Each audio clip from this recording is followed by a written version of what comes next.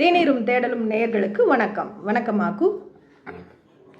இன்றைய தேநீரும் தேடலும் நிகழ்வில் நாம் காணப்போகும் விஷயம், தலைநகர் டெல்லியின் ஜந்தர் மந்தர் பகுதியில் நடைபெற்ற மாணவர்கள் இளைஞர்கள் போராட்டத்தின் போது கூட்டத்தினரை நோக்கி போலீசார் பெல்லட் குண்டுகளை உபயோகப்படுத்தி சுட்டுள்ளனர்.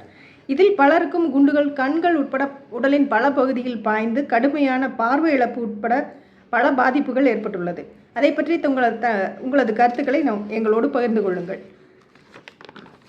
எனது கேள்வி, இதில் ஜந்தர் மந்தர் போராட்டத்தில் கூட்டத்திலே கலைக்க காவல்துறையினர் இந்த துப்பாக்கிச்சூடு நடத்தியுள்ளனர். இதில் பலருக்கு கடுமையான பாதிப்புகள் ஏற்பட்டுள்ளன. இதை பற்றி நீங்கள் என்ன நினைக்கிறீர்கள்? உண்மைதான்.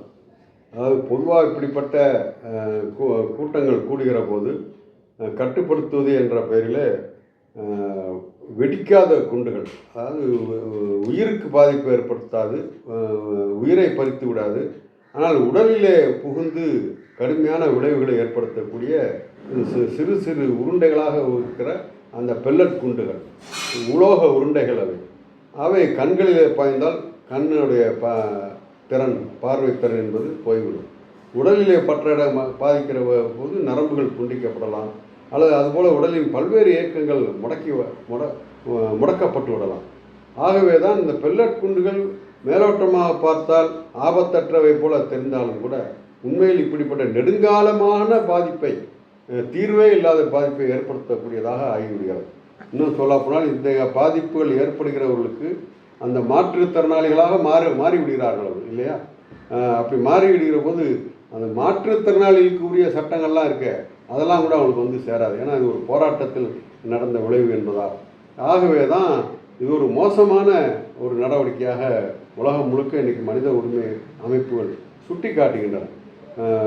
எனவே வெறும் பெல்லட் குண்டுகள் தானே என்ற அந்த வாதத்திற்குள் பதுங்கி கொள்ளாமல் அப்படிப்பட்ட குண்டுகள் பயன்படுத்தப்படுவதற்கு ஒரு முற்றுப்புள்ளி வைக்க வேண்டும் என்று நான் கருதுகிறேன். ஏனென்றால் உலகம் முழுக்கவே அரசாங்கம் என்பது பொதுவாக ஊனமுற்றோருடைய கோரிக்கைகளை நிறைவேற்றுகிற இடத்தில் இருக்க வேண்டும். அவர்களுக்கு இப்படிப்பட்ட ஊனங்கள் ஏற்படுவதை தடுக்கும் இடத்திலே அரசாங்கம் இருக்க வேண்டும்.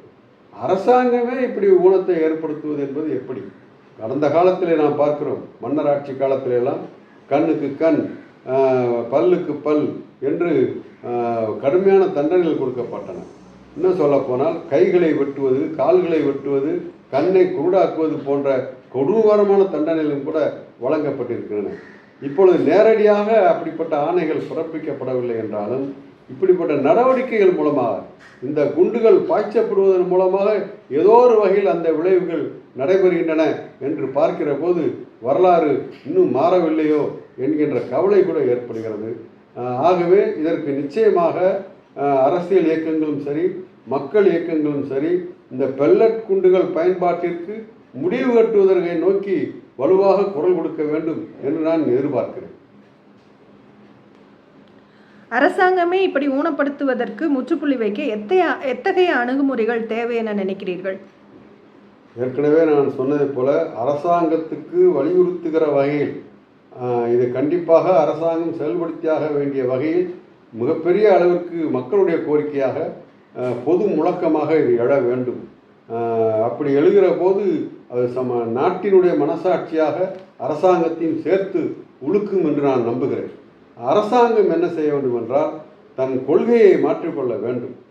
வெறும் பெல்லட் குண்டுகள் தான் கூட்டத்தை கட்டுப்படுத்துவதற்காக தான் என்றெல்லாம் விளக்கம் அளித்துக் கொண்டிருக்காமல் இத்தகைய பாதிப்புகளை அது ஏற்படுத்துகிறது என்பதை அங்கீகரித்து, பாதிப்பு ஏற்பட்டதுக்கு பிறகு அவர்களுக்கு இழப்பீடு தரப்படுமா, சிகிச்சையில் அளிக்கப்படுமா என்ற கோணத்தில் யோசிக்காமல் இதற்கு முற்றுப்புள்ளி வைக்க வேண்டும்.